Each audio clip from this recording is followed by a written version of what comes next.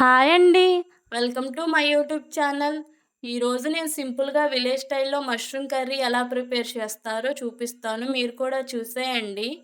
First stove on చేసి కడాయి పెట్టేసుకొని, కడాయిలో కొంచెంగా ఆయిల్ వేసేసుకొని, ఆయిల్ హీట్ అయిన తర్వాత అందులో సన్నగా కట్ చేసి పెట్టుకున్న ఉల్లిపాయ ముక్కలు, ఒక పచ్చిమిర్చి, అలాగే కొంచెం కరివేపాకు, సన్నగా కట్ చేసి పెట్టుకున్న టమాటా ముక్కలు వేసేసుకొని మంచిగా ఫ్రై చేసుకోవాలి.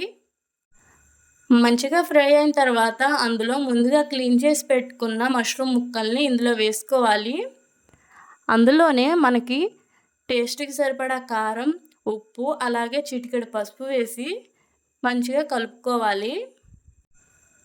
కారం, ఉప్పు అంతా మష్రూమ్ ముక్కలకి పట్టేలాగా మంచిగా కలుపుకొని మూత పెట్టేసి 5 మినిట్స్ సిమ్‌లో ఉంచాలి.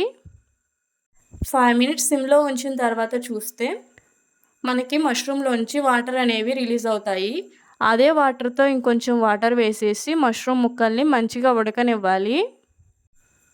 మూత పెట్టేసి మీడియం ఫ్లేమ్‌లో మష్రూమ్ ముక్కల్ని మంచిగా ఉడకనివ్వాలి.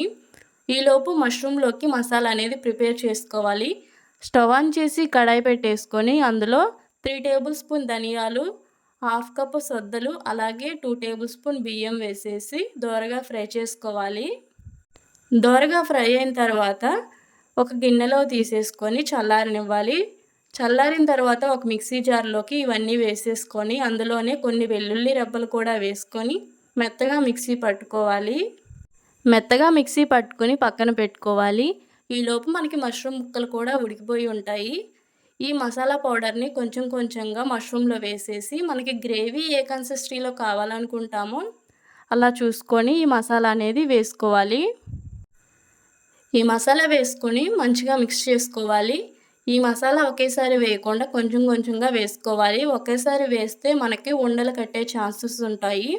అందుకని కొంచెంగా వేసుకొని కలుపుకోవాలి.